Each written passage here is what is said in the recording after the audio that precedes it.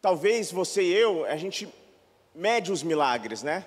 O tamanho do milagre, ou damos importância para o milagre. Se ele é um milagrão, ou um milagrinho, não sei nem se existe tamanho de milagre. O fato é que o fato de você estar aqui hoje é um milagre. A igreja em Atos é fruto de um milagre. O que é milagre?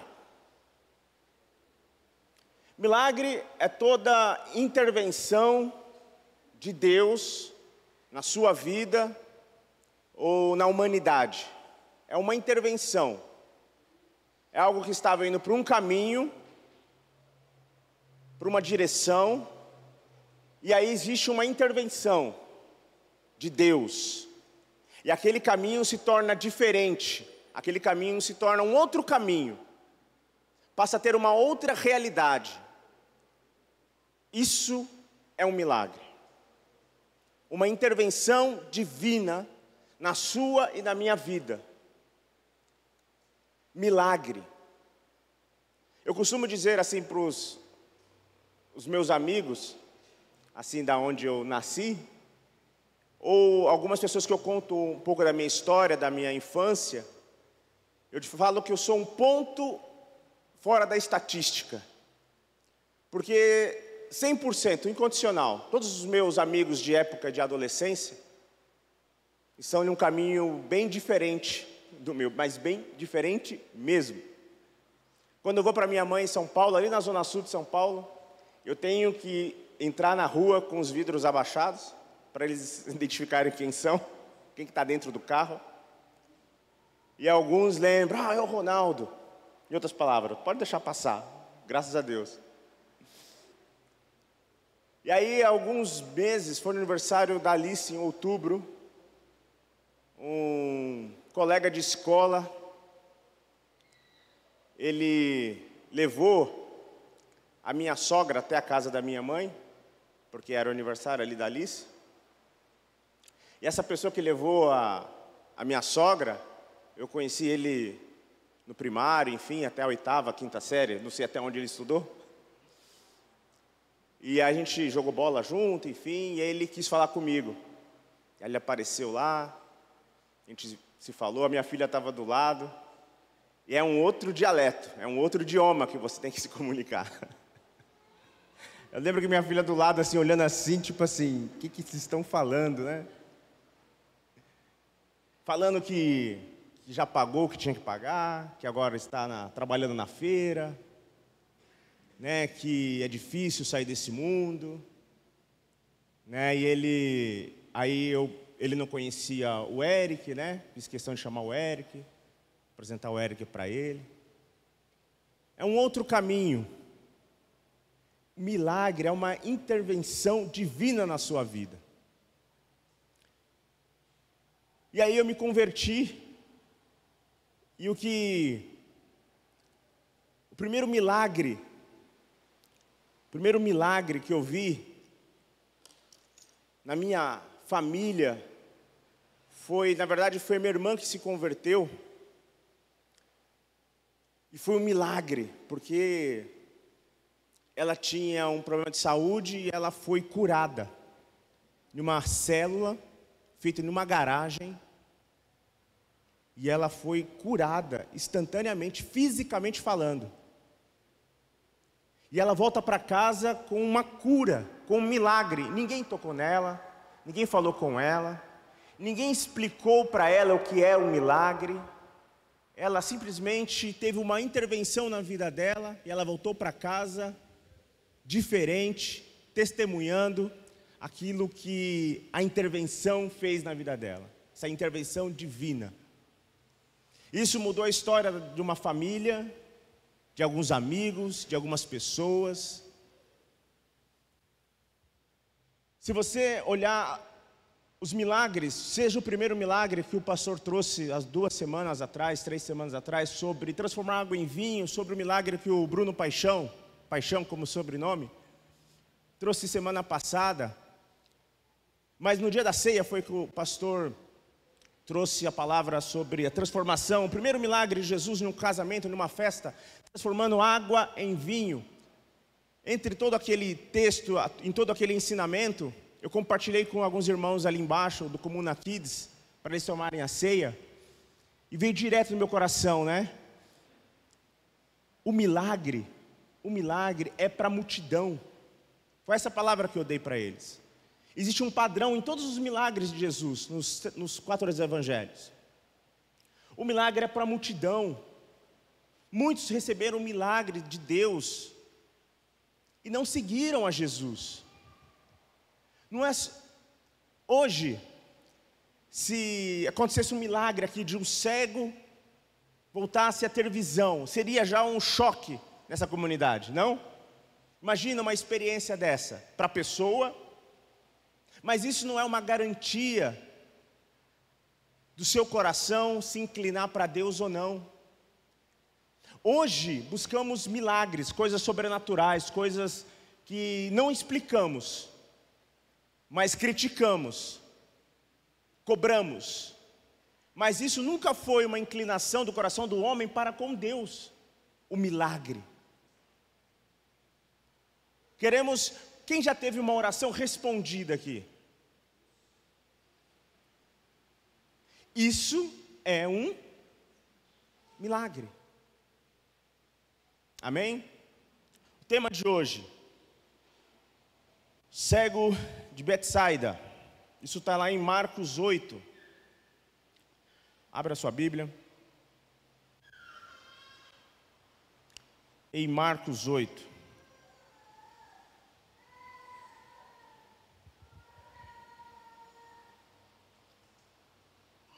Enquanto você abre, Betsaida é uma cidade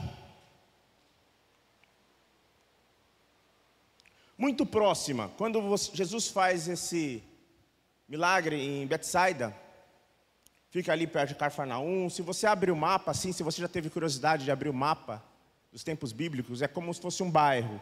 Cafarnaum, Betsaida, Tiberíades. Tiberíades onde foi fruto do milagre que ouvimos domingo passado, com o Bruno Paixão, da multiplicação dos peixes e dos pães.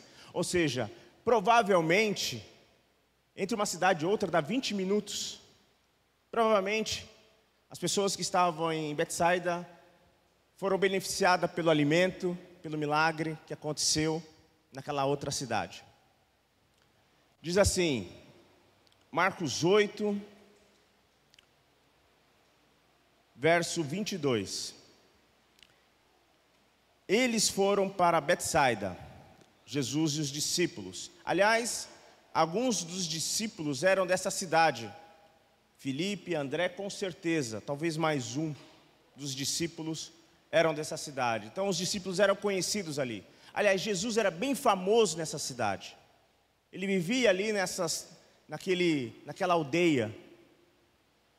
Eles foram para Betsaida e algumas pessoas trouxeram um cego a Jesus, suplicando-lhe que tocasse nele.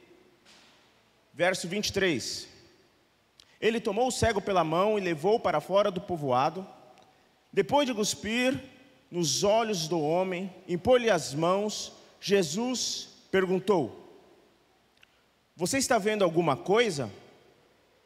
Verso 24. Ele levantou os olhos e disse: vejo pessoas, elas parecem árvores andando. Verso 25. Mais uma vez, Jesus colocou as mãos sobre os olhos do homem, então os seus olhos foram abertos, e sua vista lhe foi restaurada, e ele via tudo claramente. Jesus mandou para casa, dizendo: não entre no povoado. Dá um contexto sobre a situação do homem cego. A gente vai entrar em alguns detalhes sobre esse texto, e você vai ver o quão de informação tem essa história do cego de Betsaida. Primeiro, queridos, que naquela época não se tocava em cego, muito menos em leproso. Era como eles eram separados da sociedade. Era uma maldição. Lembra que perguntaram para Jesus assim, para um cego de nascença: mestre, de quem é a culpa por esse homem estar cego? Dos pais? Eram dos pais ou dele mesmo? De quem é a culpa? De quem é essa maldição? Jesus respondeu assim, Jesus responde contrariando qualquer teoria de efeito e causa. A culpa não é nem dos pais, o pecado não é nem dos pais e nem dele, mas essa situação é aqui para que se manifeste a glória de Deus. Imagina Jesus dizendo isso para que se manifeste a glória de Deus. Aqueles homens não sabiam não que era a glória de Deus e muito menos uma manifestação da glória de Deus. Hoje nós medimos o merecimento, a meritocracia, se alguém recebe uma intervenção divina, se alguém é curado. Queridos, eu já passei por isso. Uma pessoa que estava condenada a tomar medicamento, ela foi curada. Ela foi curada, essa pessoa. Isso faz alguns anos, recém-casado talvez, uns 25 anos, 26 anos. Eu tinha. E na hora, essa situação, eu me lembrei, quando eu estava lendo esse texto, na hora eu me lembrei daquele dia, porque naquele dia eu falei assim, mas, porque moralmente falando, aos meus olhos, ela não merecia ser curada. Ela nem estava nas reuniões, ela nem participava. Em outras palavras, o meu julgamento, ela não merecia ser curada. Por que Deus? E aí eu olho para uma outra irmã, para um outro irmão, fiel, temente ao Senhor, presente ali na igreja, com um problema muito mais simples de se resolver, ou seja, exigiria um milagre muito menor, um esforço divino menor.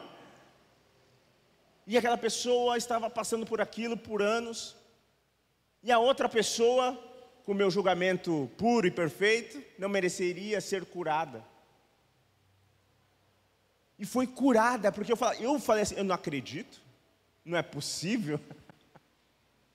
A pessoa foi curada, e até hoje, ela não depende de medicamento, ela estava condenada a tomar o medicamento. Nós medimos a fé, nós medimos qual história deve ser contada da melhor forma, qual o maior milagre, qual o maior testemunho. Você já conheceu irmãos assim? Não, porque eu saí, eu quebrei o braço. Não, porque eu quebrei os dois. Não, porque eu bati o carro e capotou, e o meu pegou fogo. Né? Se vangloria, né, no milagre, na desgraça, dizendo que talvez inconscientemente que ela é uma pessoa que merece aquele milagre, merece uma atenção especial de Deus, e as outras pessoas não merecem. Na época, quando Jesus curou o cego, a palavra diz o seguinte, que Jesus tocou nele. Provavelmente Jesus se abaixou, olhou nos olhos, olhou a roupa, olhou o estado daquele homem, as pessoas em volta, afinal de contas trouxeram aquele homem para Jesus, e não se tocava em cego. Os fariseus, saduceus é tipo como fosse uma seita para os rabinos, para os mestres, nenhum deles tocavam em cego, não se aproximavam porque acreditavam em uma maldição, porque se ele está naquela condição, porque ele merece, é uma penalidade de Deus. Olha só que mentalidade, estou falando de uma mentalidade de 2000 anos atrás, a qual existe nos nossos tempos, existe hoje essa mentalidade. Não vou me envolver, afinal de contas, nada dá certo na sua vida, porque você não está dando dízimo, certamente, porque você não está sendo fiel, porque você não merece. É isso que olhamos para as pessoas e as pessoas nos olham, e é isso a nossa interpretação, porque a nossa vida vai de mal a pior, não reflete a glória de Deus. Por que a minha vida é tão perturbada? Essa enfermidade, essa situação na minha casa, situação do desemprego, da escassez, aonde eu pequei? Não é assim? Não é assim que convivemos a nossa vida cristã, de merecimento, de que você não tem, o irmão trocou de carro, trocou de casa, trocou de mulher, não, de mulher não pode, né? Foi para rir mesmo, vai descontrair. Não é assim? Esse pensamento de 2000 anos atrás, trazemos para uma realidade atual. Jesus, ao tocar aquele homem, ele se aproxima dele, olha nos olhos, quebra um paradigma social da impureza, da maldição. Jesus aproxima aquele rejeitado da sociedade, ele se aproxima, se escuta a respiração, se sente o cheiro, sente o calor humano, o amor, a compaixão. Jesus não olha ali e fala assim, peraí, mas eu sei o que você fez no verão passado, hein? Eu sei, hein? Então é melhor você tomar o seu rumo, hein? Está explicado por que você está nessa situação. Faz sentido agora. Então, queridos, então vamos lá, né? Tem que ir para a igreja, tem um pré-requisito aí a se cumprir, porque afinal de contas, você é amaldiçoado. Foi assim o diálogo? Vamos continuar a leitura? Amém, queridos?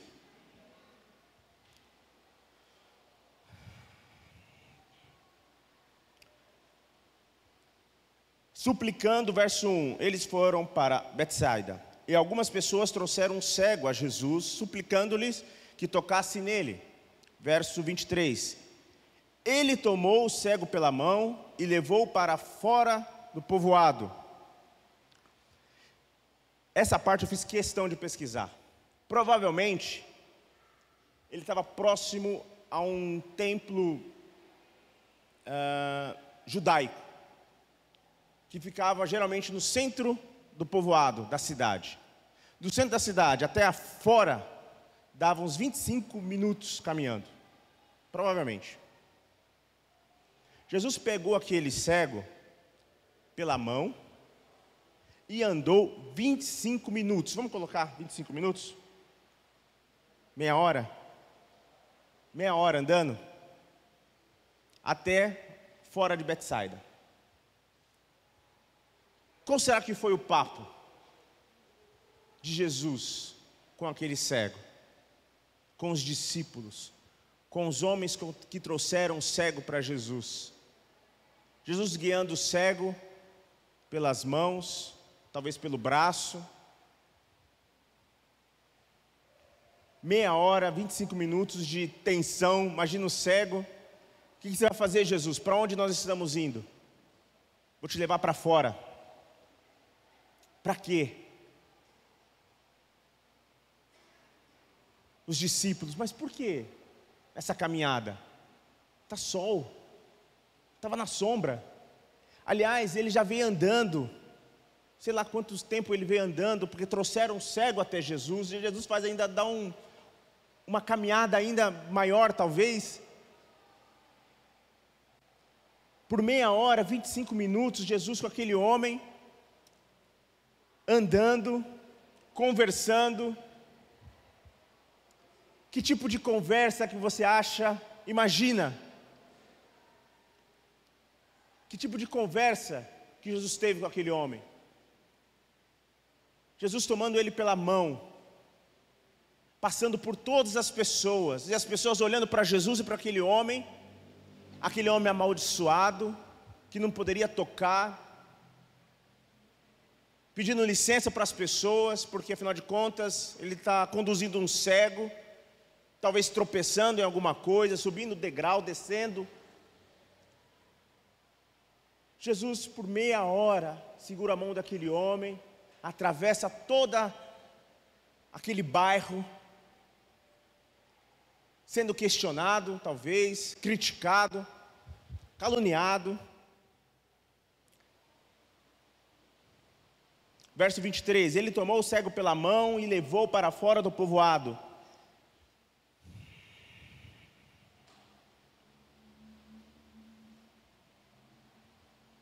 Depois de cuspir nos olhos do homem, impôs-lhe as mãos, Jesus perguntou: você está vendo alguma coisa? Ele levantou os olhos e disse: vejo pessoas, elas parecem árvores andando. Mais uma vez, verso 25, Jesus colocou as mãos sobre os olhos do homem, então seus olhos foram abertos, e sua vista lhe foi restaurada, e ele via tudo claramente. Jesus mandou ele para casa. Não entre no povoado. O ministério de Jesus, ele foi recheado de milagres. Desde o seu primeiro contato com o ministério, até os seus últimos dias como homem, como parte de homem aqui na terra, Jesus desenvolve o seu ministério através de milagres. Jesus precisa ser um milagre na sua vida. João Batista, a qual anunciou Jesus no deserto, batizando, dizendo que eis o Cordeiro de Deus que tira, que remove o pecado do mundo, e disse que não era digno de desatar as suas sandálias, preso numa cidade vizinha, pergunta aos seus discípulos: vai lá falar com aquele homem, com aquele Jesus, para ver se ele é o Jesus mesmo, se ele é o Messias, ou se devemos esperar outro.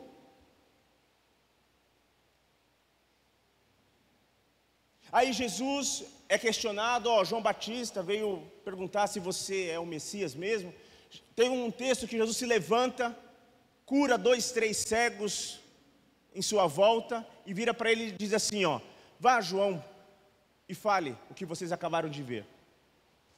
A marca do ministério de Jesus é uma marca de intervenção na vida do ser humano. Não existe uma conversão só consciência, de entendimento, seria injusto. Deus, quando Ele marca uma pessoa, quando Ele se manifesta para alguém, é no coração, não é apenas uma consciência do que é certo, do que é errado, não é só um merecimento do que você faz ou do que você deixa de fazer. O amor de Deus transcende, Ele sobrepõe o conhecimento, a liturgia, o ritual, o que você gosta, em que país você vive, qual é o seu costume, qual é o seu time favorito, qual é o tipo de tempero, qual é o tipo de costume, não importa, pouco importa. Para um português mais refinado, não interessa. Jesus, quando olha para alguém, Ele vê uma criação, um filho, um irmão, olha com compaixão. Jesus, em muitos casos no Evangelho, Jesus chega para um povoado, para um grupo, vendo a compaixão deles, vendo a fé deles. Jesus olhava para as pessoas e se importava com elas, e se manifestava a elas, com consolo, tocando, andando por meia hora, sendo humilhado por isso, questionado por isso. Esperamos milagres, não é mesmo? Quem não quer um milagre? Quem não quer uma atenção especial de Deus? Porque é muito especial isso, não? Você, entre uma multidão, você ser pensado por Deus. Eu já ouvi aqui de um irmão, ele precisava testemunhar isso, no louvor, ou coisa assim, ele foi curado de uma dor na coluna. Glória a Deus. Isso foi tremendo, ele conta isso daqui, e está aqui. Eu não vou entregar porque eu não pedi para ele. Isso é tremendo, queridos. Lógico que naquela época não existia uma medicina como nós temos hoje. As pessoas viviam muito menos ali por doenças, enfim, não existia medicamento. Graças a Deus pela medicina, pela ciência, pelo medicamento, que nunca a humanidade se viveu tanto. 8 bilhões de pessoas chegamos esse mês, não foi?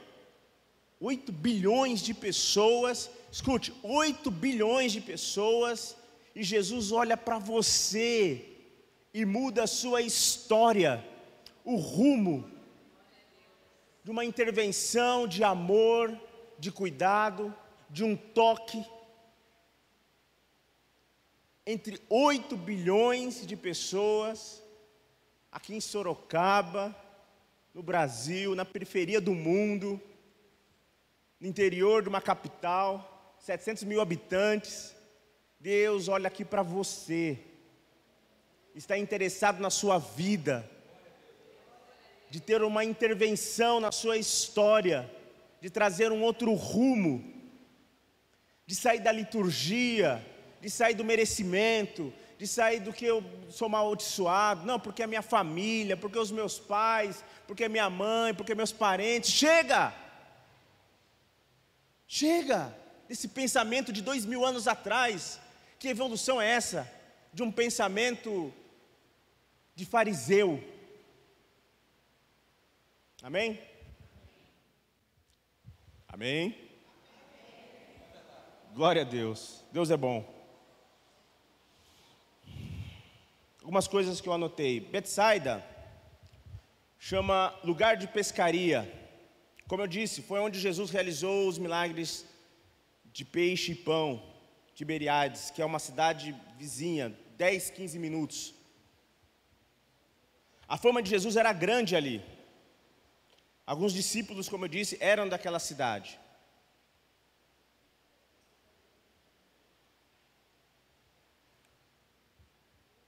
Se você, vamos fazer aqui, ó, eu fiz um teste comigo, enquanto eu estava escrevendo.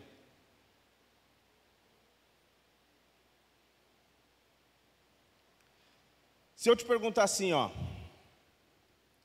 eu escrevi dessa forma para mim, e a nossa mente automaticamente traz um pensamento de 2000 anos atrás. Se você pedir para Deus, ou Deus chegasse para você e disser assim, para Deus fazer um milagre na sua vida, se a pergunta for assim, se eu fizer um milagre na sua vida,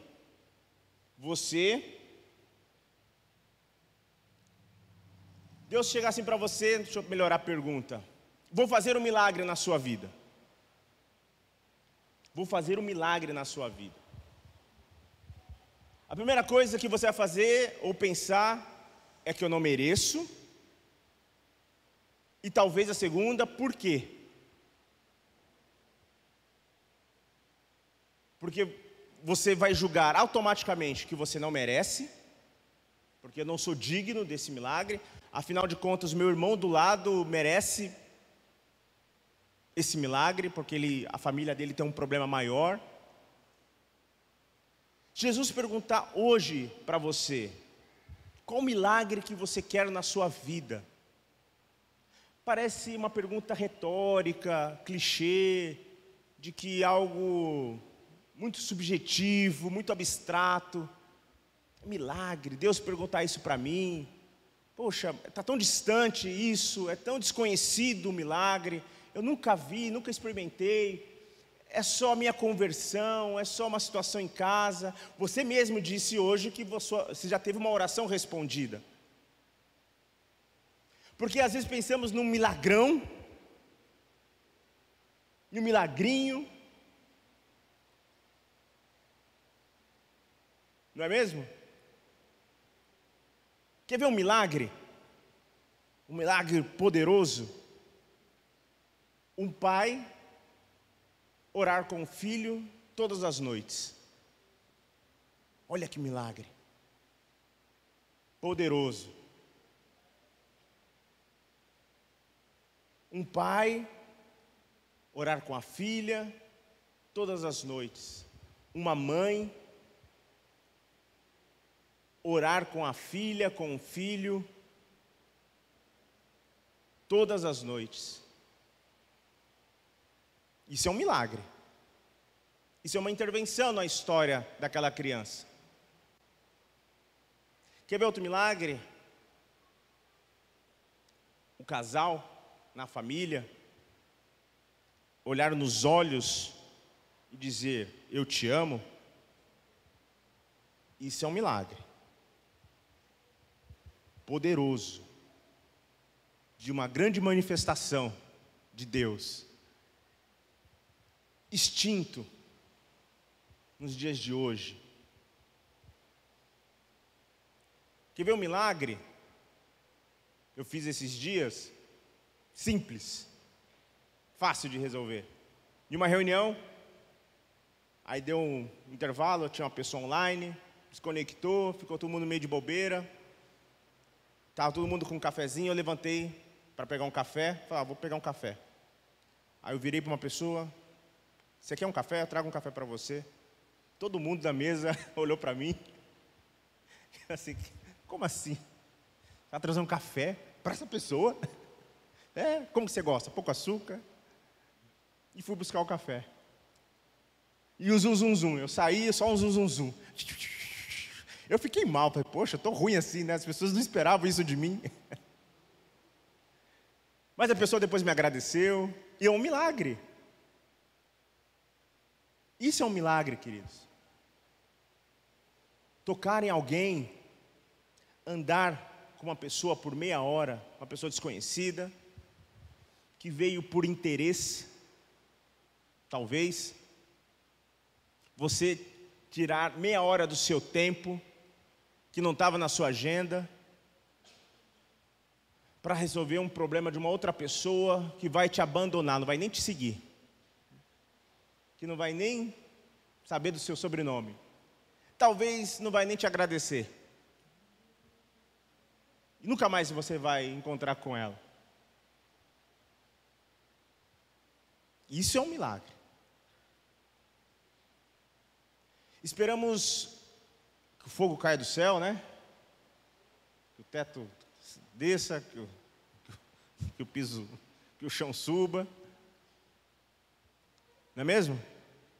E está na nossa mão, está nos nossos lábios, está em você, porque um dia você recebeu um milagre de Deus. A sua história, seu caminho estava indo por um lugar. De repente, algo aconteceu. E você tomou outro caminho. E você está aqui hoje, aqui ou me assistindo. Amém?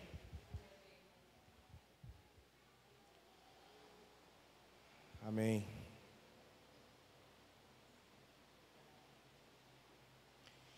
Glória a Deus.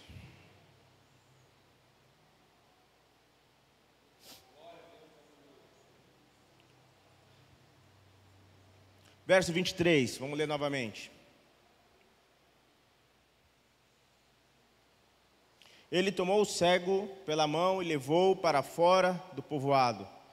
Depois de cuspir nos olhos do homem, impor-lhes as mãos, Jesus perguntou, você está vendo alguma coisa?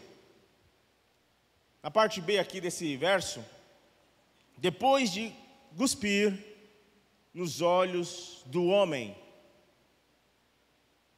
Que coisa, hein? Você já se perguntou por que Jesus fez isso? Hein? Você já leu essa passagem? Você já ouviu? Por que Jesus resolveu fazer esse tipo de coisa? Dá risada, né, Silvio? Imagina? No meu cabelo não, né?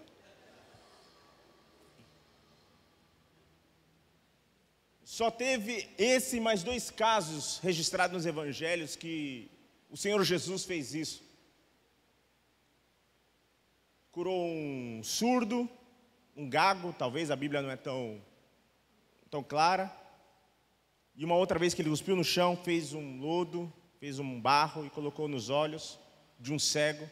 E essa ocasião, Jesus cuspiu. Em outras versões fala que o Senhor, uma outra versão mais delicada talvez, colocou saliva nos olhos do cego. Nessa versão da NVI, cuspiu nos olhos do homem e lhe pôs as mãos. Um outro padrão que eu vejo em todos os milagres de Jesus no Evangelho. Eu li bastante esses dias, os milagres. Fui no Google lá, coloquei milagre de Jesus. Parece todos os versículos. Poupou muito tempo. Existe um padrão. Sabe qual é? Não tem padrão. Não existe uma regra.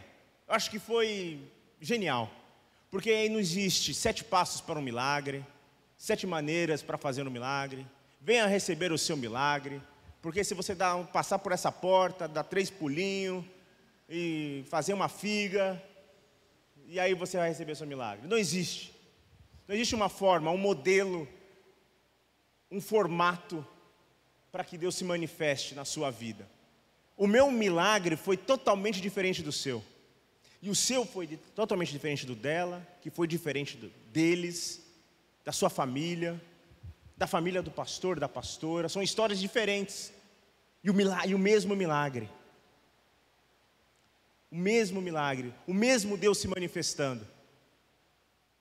Talvez aqui, Jesus querendo partilhar algo dele para aquele homem, de uma essência dele, física, para aquele cego. Talvez outros vão interpretar de uma forma melhor, um texto tão obscuro, porque milagre, a gente quer uma explicação, como eu queria daquela moça. Eu falei que era moça, não queria falar que era moça. Que talvez não mereceria aquele milagre. Eu queria mas por quê? Mas qual é a equação aqui? Não existe uma lógica. Afinal de contas, essa pessoa não tem razão. Não teria algo óbvio, uma objetividade para aquela manifestação, para aquele desejo de Deus. Talvez eu entendo que Jesus querendo tirar parte dele, remover coisas dele, para aquele homem, para aquela deficiência. E ele levantando os olhos, vejo pessoas, e elas parecem árvores andando. Bom, por esse trecho, subentende-se que ele não era um cego de nascença, porque ele soube distinguir homens e árvore, homens como árvores andando. Então ele se tornou cego, talvez, pela situação de alguma doença. Ele levantou os olhos e disse: vejo pessoas, elas parecem árvores andando. Verso 25. Mais uma vez, Jesus colocou as mãos sobre os seus olhos do homem. Então seus olhos foram abertos e sua vista foi restaurada. E ele via tudo claramente. Jesus mandou ele para casa, dizendo: não entre no povoado. Betsaida era uma cidade a qual já tinha visto muitos milagres de Jesus. Muitos milagres. Mais para frente, Jesus compara Betsaida com uma cidade que seria julgada de uma forma diferente de Sidom, por exemplo, por não ter se arrependido. Betsaida foi uma cidade muito privilegiada com os milagres e com a presença de Jesus. Talvez você olhe para uma pessoa, você fala assim: essa pessoa é uma pessoa cheia do Espírito Santo. É uma pessoa muito abençoada. Mas que não se arrepende E o arrependimento, sabe quem consegue ver o arrependimento de um ser humano? Jesus. Deus é o único que consegue ver o seu coraçãozinho, que está aí dentro. Betsaida, 3 discípulos saíram de Betsaida. Milagres de pães e peixes. Jesus tira aquele homem daquela cidade, porque aquela cidade não tinha se arrependido, como Sidom, uma outra cidade, que não foi tão privilegiada com os milagres de Jesus, mas houve arrependimento. Se arrependeu dos seus pecados. Jesus tira aquele homem daquela cidade e diz assim, ó, não volta para aquela cidade. Aquela cidade não se arrependeu dos seus pecados. Vai para casa. Aliás, aquele homem tinha uma casa e não era em Betsaida. Jesus tira aquele homem, vá para a sua casa, não volte mais para esse povoado, porque o julgamento desse povo será maior do que Sidom, porque ali não houve arrependimento. Não houve arrependimento. Jesus não tem limites para a sua manifestação, para a sua inclinação para o homem, tanto que ele morreu por você e por mim, sem nenhum tipo de hesitação. Ele fez o que tinha que ser feito, nos amou. Mas o arrependimento, ou a falta de arrependimento, nos deixa aquém de uma intervenção de Deus. Queridos, quantas vezes eu já falei de Jesus para aqueles meus colegas lá onde eu cresci? Muitas vezes, ainda mais quando eu me converti. Falava de Jesus para eles, falava da minha experiência, falava da cura da minha irmã. Uau, imagina! E isso não fez o coração deles se inclinarem para o Senhor, para um arrependimento. Continuaram naquele caminho. Aquele caminho. Hoje eles estão lá, no mesmo caminho. O Senhor pode ainda fazer um milagre na vida deles. Não há uma condenação, mas eles estão lá. O arrependimento, queridos, entre você e Deus, entre aquilo que está dentro de você, do seu jeito, porque uma pessoa, para se conhecer melhor do que você mesmo, é o próprio Deus. Então não adianta chegar diante de Deus, mudar o tom de voz, falar bonito, falar da justificativa. Não, sabe por que é, Deus? Porque foi o fulano. Deus quer se manifestar hoje na sua vida, quer trazer uma intervenção no seu coração nesta manhã.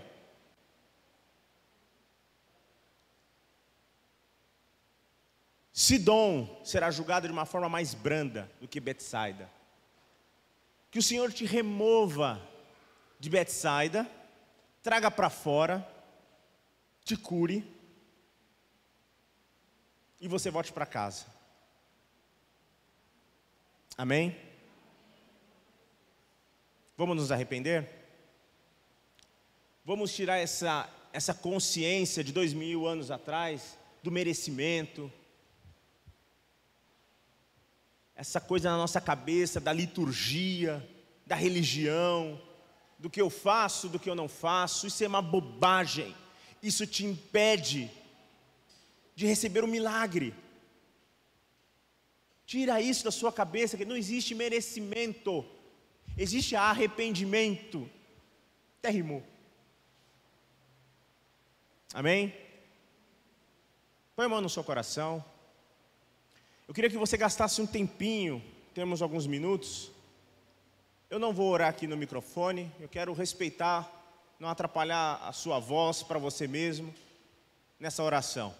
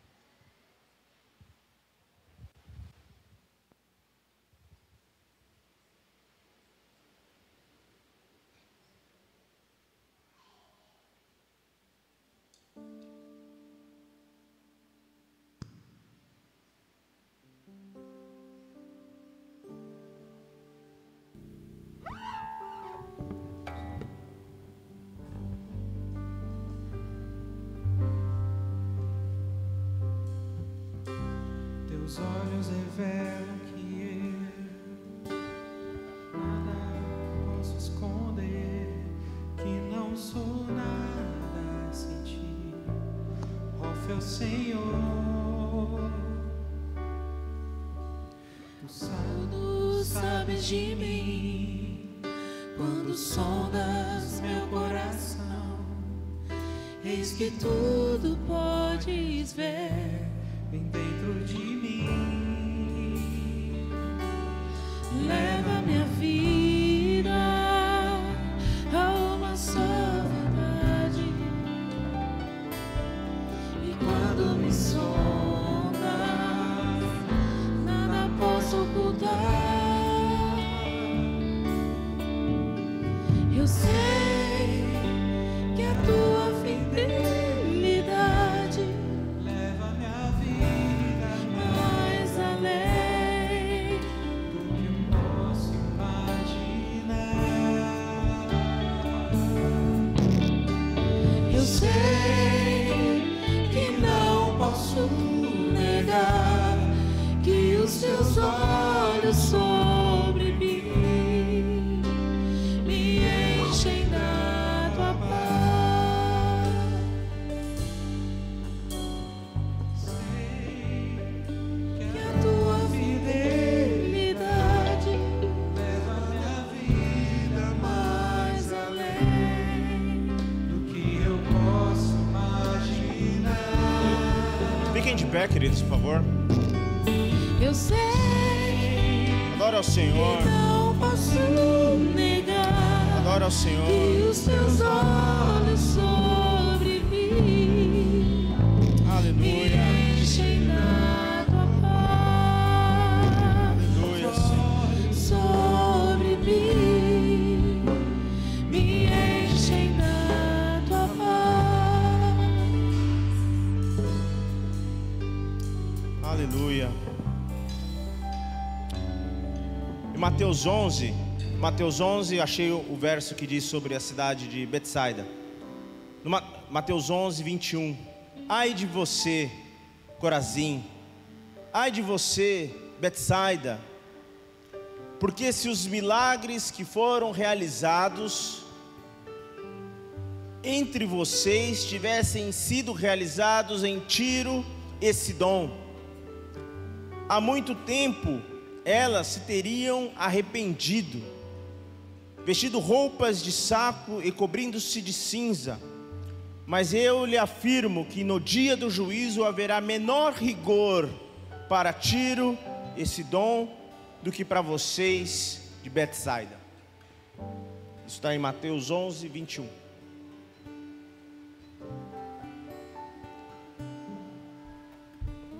Saia de Betsaida, vá para casa.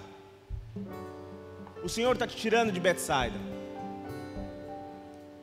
Saia da incredulidade, desse pensamento de 2000 anos atrás, de merecimento, de religião, de pagar uma penitência. Receba de Deus esse milagre na sua vida. Seja um milagre. Seja a pessoa que vai pegar essa outra pessoa e andar por meia hora. Seja um embaixador de Cristo. Amém? Amém. Feche os seus olhos, eu quero fazer uma oração. Pai querido, obrigado, Senhor, pela Tua palavra, porque o Senhor é um Deus de milagre, um Deus que manifesta o sobrenatural. Intervém, Senhor, na nossa história, na minha vida, na vida dos meus irmãos, na vida dessa igreja. Que o Senhor possa se manifestar, ter total controle. Pega, Senhor, nos pega, Senhor, pelas mãos. Nos tira, Senhor, de Betsaida. Traz arrependimento, Senhor, ao nosso coração.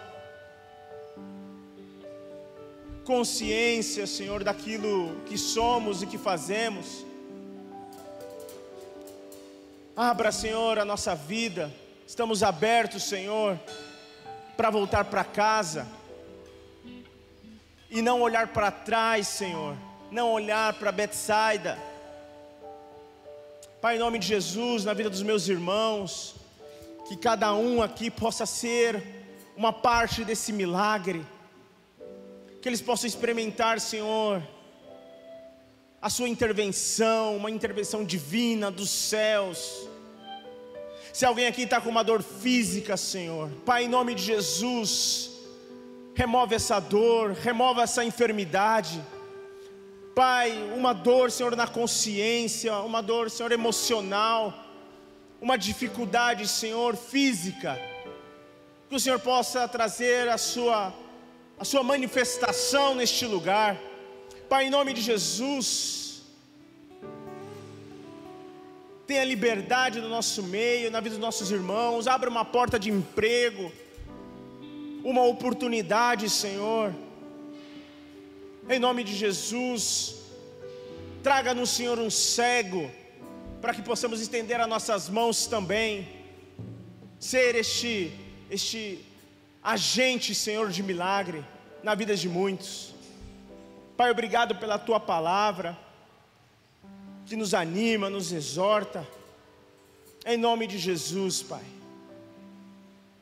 em nome de Jesus, te louvamos, Pai, amém e amém.